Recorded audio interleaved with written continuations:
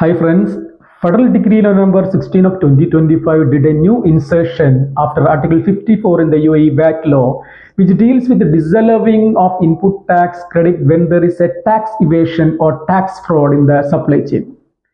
This article gives power to the authority to reject your input tax claim mainly in two situations. The first situation, the authority shall reject your input tax claim if you know that the goods or supplies or services you purchase were part of a supply chain involving tax evasion. For example, you buy goods from a supplier who charges you VAT, but you know this supplier not paying that VAT to the government.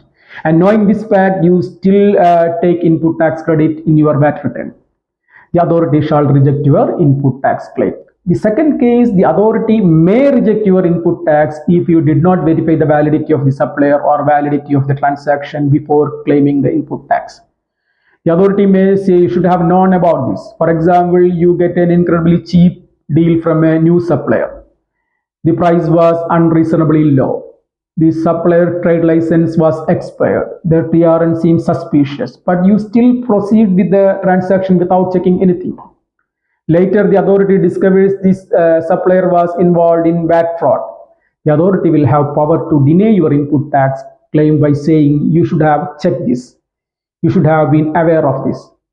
Friends, this new law is mainly to stop VAT fraud, where the VAT is claimed by the buyer but the seller disappears without paying the tax. Friends, therefore, to protect yourself and avoid losing input tax, you need a supplier verification process. Make sure verify the supplier's TRN, verify their trade license, keep your documentation, keep contract, purchase order, delivery notes, everything proper. And also keep a proof of payment. If you can show that you followed basic due diligence, the authority cannot say you should have not. Friends, this rule is not meant to punish genuine, honest business. It's meant to stop fraud in the supply chain. As long as you check your suppliers and keep your documents correctly, you should be safe. Thank you for watching.